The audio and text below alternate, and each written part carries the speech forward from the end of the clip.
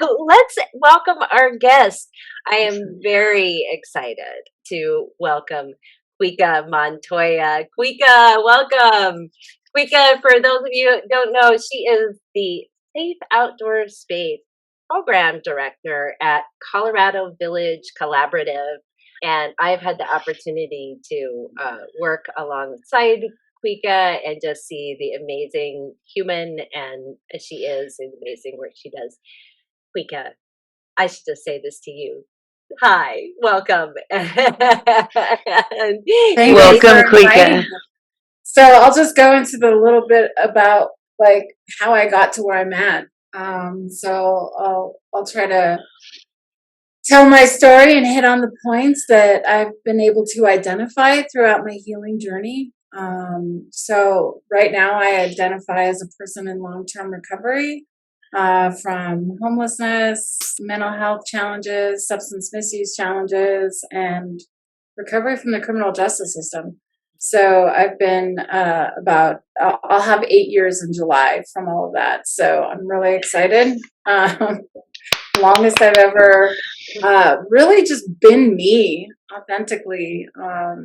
So let me tell you a little bit about kind of like what happened. I would say like growing up, it was a relatively normal childhood. Obviously, as like I learned more about like my family history, there's a lot of stuff that like makes sense after the fact. But it's just me, my mom, my sister, and my stepdad. My dad passed away when I was young. I don't really remember him, but I grew up here in central Denver, and I would say we were a camping family. I went to some. We were also kind of a religious family. So I grew up in this, just kind of, it felt really wholesome. I don't know. My mom's a teacher. My stepdad was like a copy technician. And we were just cruising along. I would say I didn't start to feel like different or a part of until I started experiencing some bullying in school. It kind of came from just this one haircut. It started with I got my hair cut. I looked like a boy, and I got teased like crazy. And it was just one of those kind of experiences that just made me feel like I wasn't a part of the bigger kind of school community. Anyways, that lasted for a few years, and I didn't. I was kind of just written off, like, because I was in youth group and all this stuff. So, like, I think I started from a young age really just feeling different and feeling like I didn't have any peers with me. And so that went on for a couple years. And then, as I became a teenager and grew my hair out and I started getting attention from boys, it was around that time. And it was something that made me feel different than how I was feeling. So I've been able to identify kind of like that first, I would say, kind of inkling of searching for something to make me feel different. Also not really in a healthy way, right? Because I wasn't talking about the bullying. I wasn't talking about how I felt with my family. And I ended up getting pregnant in high school. It was part of like the 90s teen pregnancy boom, whatever. And obviously that alienated me even further from my peers. And it was a really traumatizing experience at the time because I had some pretty strong male figures in my life, like parental figures, my stepdad, my youth pastor. And when I decided to, I was planning on keeping the baby, and, they just kind of they stopped talking to me. Like, 'cause I lived in the same house with my dad and mom and sister, but like, it was like he was gone. So it was like if I was abandoned, from these two, like, important figures in my life, like at a time when I probably needed them the most. I placed my son for open adoption. I ended up just really trying to I don't know. I was consider myself pretty spiritual at that age, just because I didn't really know any different, but I was really connected. So like I prayed a lot about what to do about, being 15 and pregnant, whether or not I was gonna, be a teen mom or, place my son in a home that, he could grow up relatively normally. And I ended up placing my son for adoption. And it was afterwards, you would think that there would be like counseling afterwards, or just like staying in touch with like grief and like the loss that I felt, but none of that happened. I think there was like a couple post adoption counseling. Anyways, that was like when I shut down. I didn't want to feel the way that I was feeling, and I didn't really have any of my natural connections that I had growing up. Um, so, I tried to, regroup my life and get studious, and I ended up, getting a scholarship to college and, straight A's the last couple of years of high school. Um, but like I never dealt with any of that sadness or that grief, the kind of like the abandonment, the loss, all of it was just kind of buried. And then I put up these like steel walls, Yeah. and then I had like locks on those steel. I mean, like I was shut all the way down. Like I didn't want to, open myself up again. Anyways, Hey, so Cuica, yeah, can I ask you a question? This was happening in the 90s.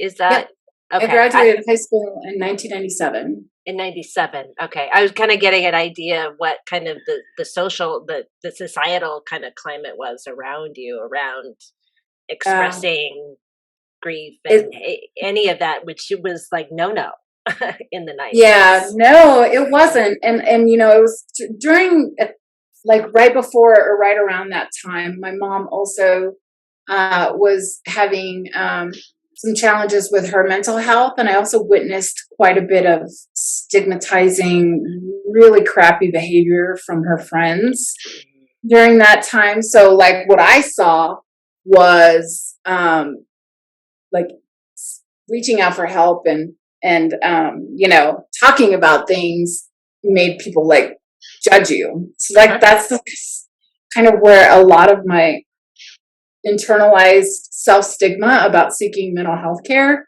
a lot of that came from that time. um just witnessing and absorbing kind of how my mom was treated during that time. And then combination of just you know it's like bootstraps kinds of stuff, like Hmm. Hmm. it's not something like let's process this, let's continue, helping you. Hmm. So, and then of course, I don't know if I would have been willing at the time, because like it was also when I became very, I didn't want to trust anybody, because I had been, kind of how I felt abandoned. So I turned into this, I got this, I'm going to do this myself kind of thing. So it was like me against the world.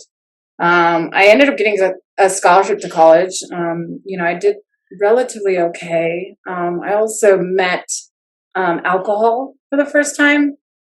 Well, not really the first time, but like the first time in such a way that like nobody was around. I was by myself. I was living in a dorm, like Yeah. friends partying. And so I would say I began a relationship with alcohol right around that time. It wasn't a healthy relationship. It was one that uh, definitely was like, this is my new best friend. Yeah. This this makes me not feel. I also, yeah. Anyways, so there was a lot of partying. Then there was like this come to Jesus moment where it was either I lost my scholarship because I wasn't, attending school regularly, and it was either I'm going to sign up for loans and continue to go to school, or I'm going to take a break. And I ended up deciding to take a break, which was more like a dropout. And I started working. So I moved back home. My sister got me this job downtown, and so here I was, like fresh 18, working downtown Denver. And I actually found out I was like kind of good with this clerical admin-y type stuff. So I got promoted pretty quickly. And so I would say like this, I got this mode turned into like, I'm going to be successful without college. So like there was some real dark passion, like I'm going to prove to the world I don't need to do this.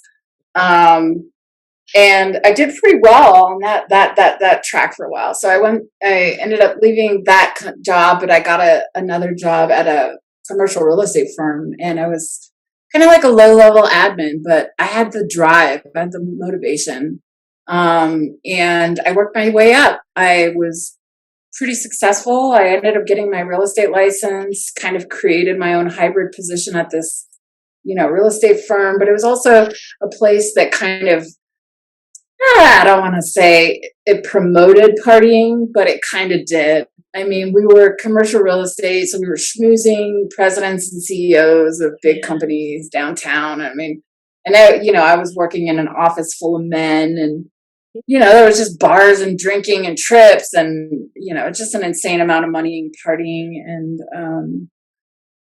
I also met my daughter's father right around this time, and I don't know why everything inside of me didn't just like scream red flags, but I met him. He told me he was living in a halfway house and he had just gotten out of prison.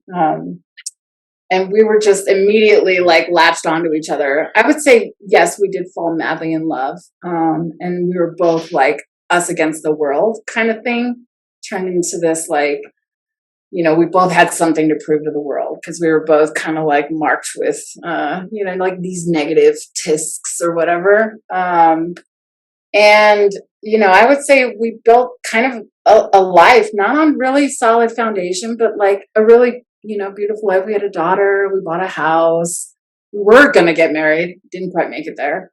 But there was always this like stream of kind of disconnectedness of partying. We had a lot of external successes, but I think internally both of us maybe weren't whole or healed. So it's kind of like building life on a quicksand almost. It was, our relationship kind of hit some rough patches, and there were some times where it turned really emotionally abusive, and he ended up leaving me. And I would say this is kind of like when my like grief and abandonment and trauma were triggered again, but I couldn't tell you they were triggered. And I had a career at this one organization for 7 years. I'd really built, this kind of like outside, pretty like suburban life. But the darkest depression hit my life when he left. And I think it was because like I had put so much into like what our life looked like and was, and really just my identity was that relationship and that job. And unfortunately, my coping mechanisms, which were pretty non-existent around that time, were just things of substances. And I kind of introduced some additional substances around that time too that I became extremely addicted to. So it was cocaine at the time. And people started mentioning things to me, but like somebody telling me like I should go talk to somebody, it was like somebody telling me that there was something wrong with me. And I was very opposed to that. I was like, I got this. Like, don't worry about me. I'm going to be fine. I relate to that, Cuica.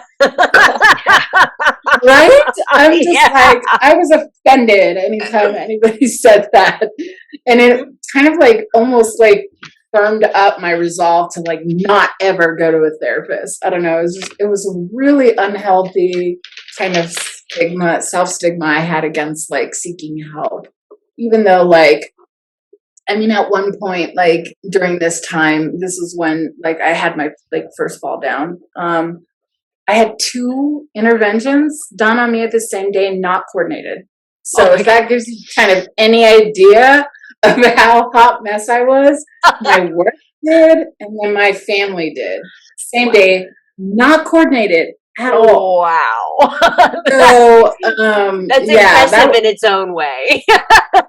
yeah, that's how much I was like struggling, but like unwilling to do anything about it. Unwilling to just say, hey, maybe I do need.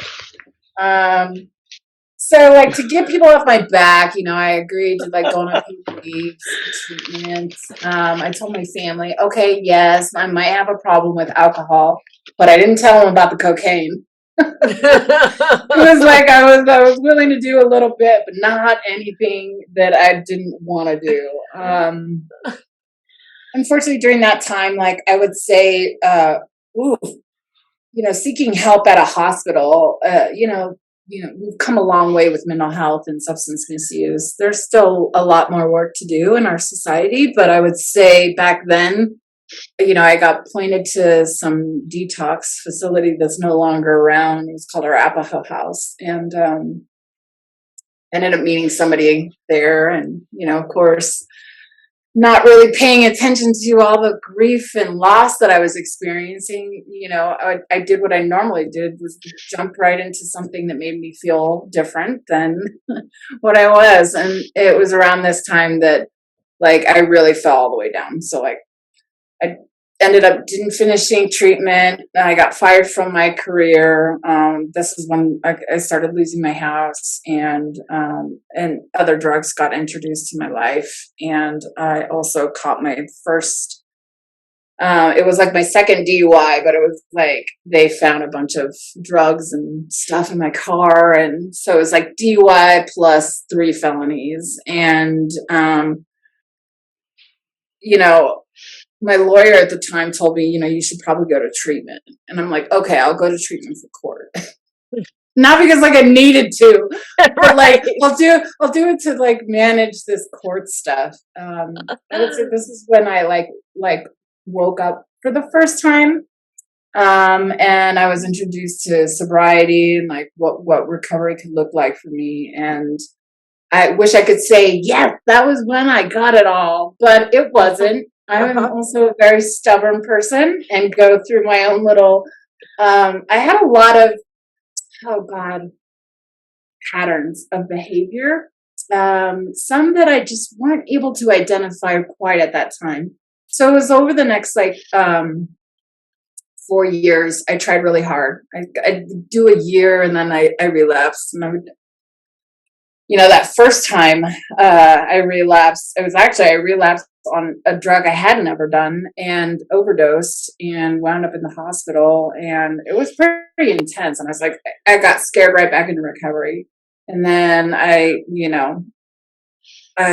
relapsed again because like I was dating a bunch of people and people were talking about me and I didn't like that they were gossiping about me. It's like all these like things that like I wasn't willing to look at, but like I was still doing to make me feel better instead of just like really digging into what some of the core things were for me.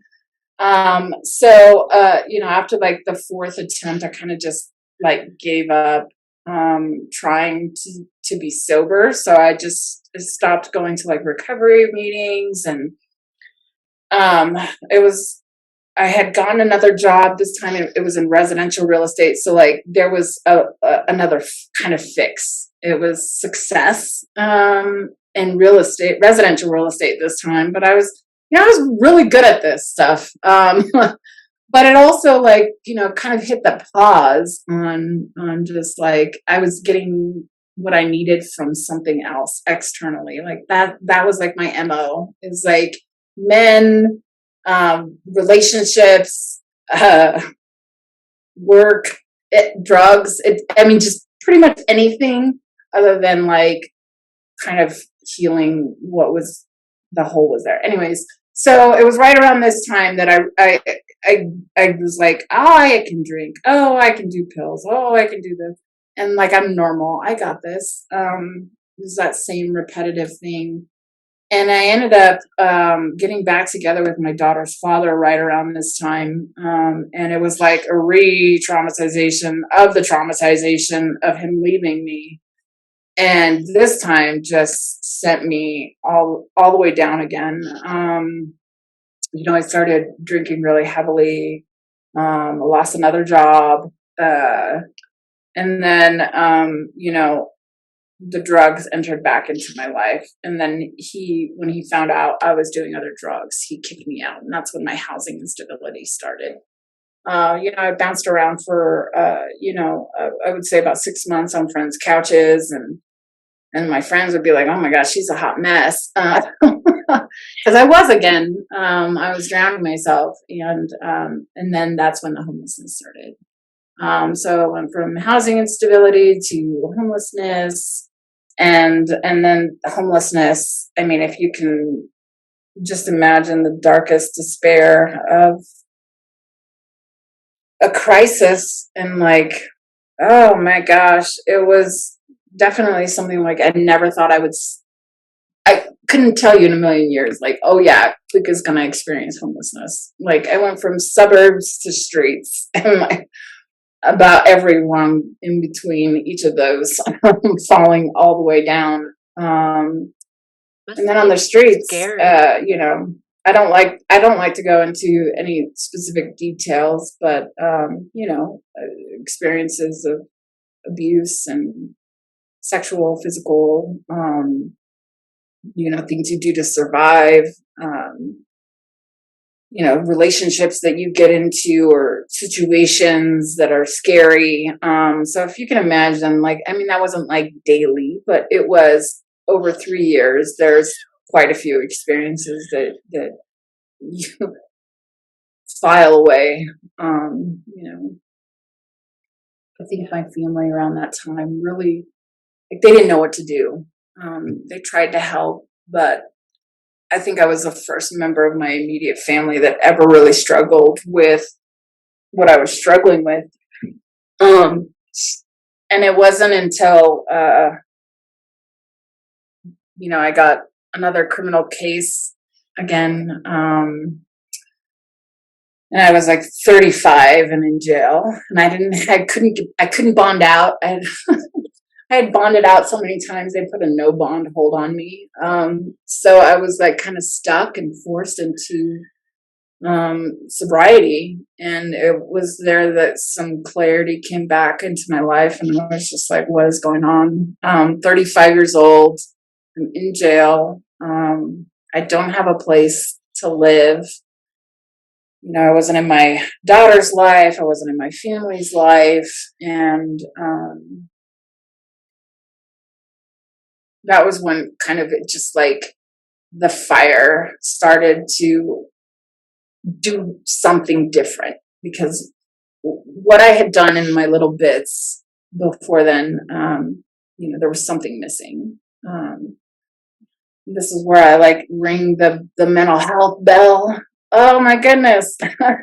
Like, had I just not had this such strong stigma around seeking help, and like that my experiences weren't only experienced by me, and like that there's like people out there that have been through maybe not the same thing but similar things that you can find community around. So it was That around you this weren't time that alone.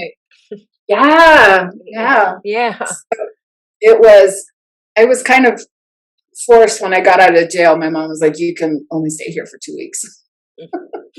So I was like, fair.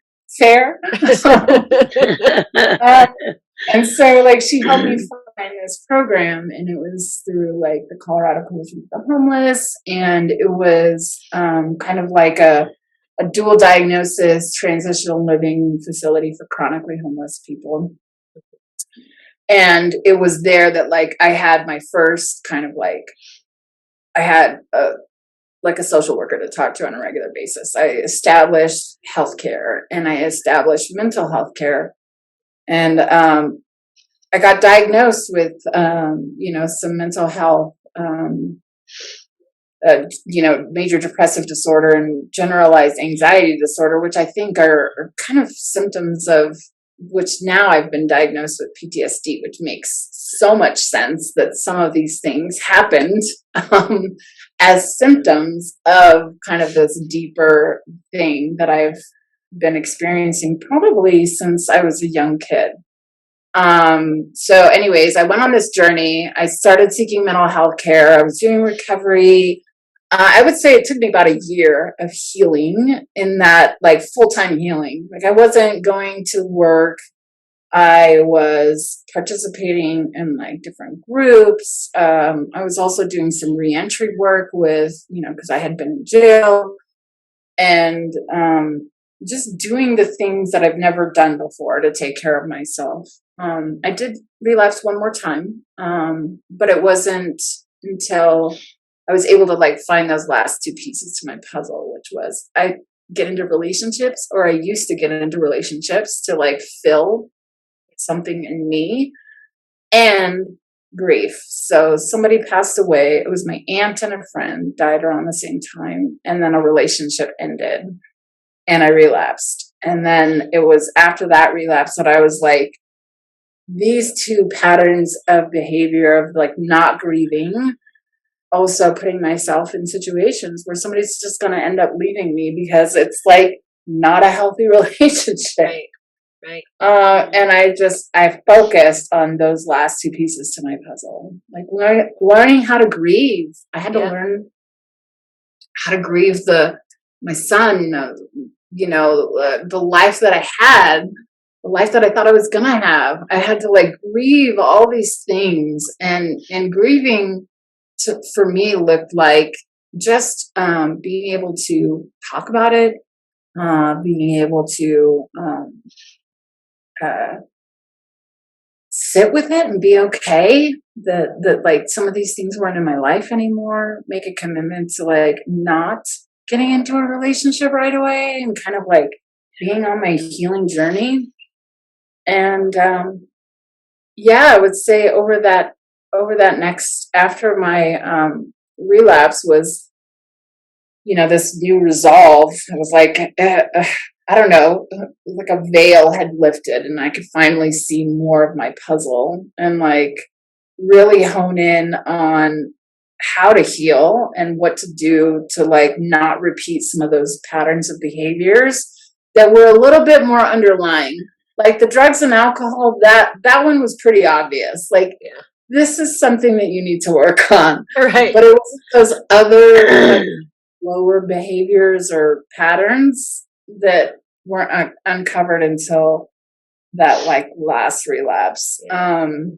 Well, and at that point, though, you'd had some exposure, had some support, right? So you had some like tools, or at least some practice in that, starting to uncover those things. So it makes sense to me that it would come in layers, like totally, that. Yeah, totally. And like the willingness was to see a little bit further in. Like there's something. I relapsed again, so there's still something there that I'm like not focusing on. So I need to figure out what that is, and I did, and I focused on it. And then that's like the combination of like mental health and therapy, and not putting myself in these repetitive pattern behaviors. I was starting to really feel like I was on a journey of recovery, and going to grief groups and just processing different levels of grief and loss in my life. And I think it was at that time that kind of like it was time to start working again. It was either explore disability or get a job again, and I didn't want to go down the disability route, so I went down getting a low stress, low job. I just knew that if I jumped into something like real estate again, that I would get distracted by success. So I wanted to take some of that pressure off myself. I ended up working in food service for the first time in my life, but it was like the most freeing experience, rolling burritos at Illegal Pete's. All my tattoos were out. Nobody judged me. I found out I was kind of a funny, outgoing person, and my self-confidence grew. And I was like, there's something, like, oh, this is Cuica. And that's when like the burning of helping others started, the spark started to say, hey, it was something like, it was like a nudging me. It was like my heart was pounding, something was nudging me to like, because like I've been through so much. Yeah. And I'm like, how am I still here? Like I'm meant for something else. And that's when I found out about peer support. And I was like, peer support, for those that don't know it, is utilizing your unique lived experiences to help others in similar situations. And I got trained in that, and it was like it broke open my whole world at that point. And I've been on this kind of journey of centering my unique experiences that I bring, my unique qualifications to the table. And I got a great job. My first peer job was at the Denver Public Library in a brand new, innovative kind of meet people where they're at kind of scenario. And it was there that like advocacy entered my life by encouragement from my boss. Participate in this panel, do this, thing, and testified for Senate bills about mental health in jails. And that was when I was like, oh my gosh, I can actually like use my voice, and like these like societal negative things or whatever are actually not, that people need to hear how people have recovered, and that we no longer get pushed under the rug. Like I exist and I matter as I am today, with everything that I've been through and everything that I have to offer. And then that journey kind of led me to one job that led me to the next job. And now I'm blown away every single day. I get to go to work and do what I do.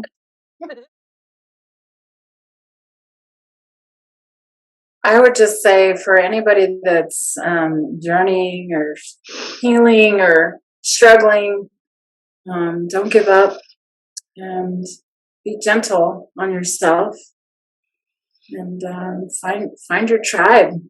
Find people around you that see you and can help.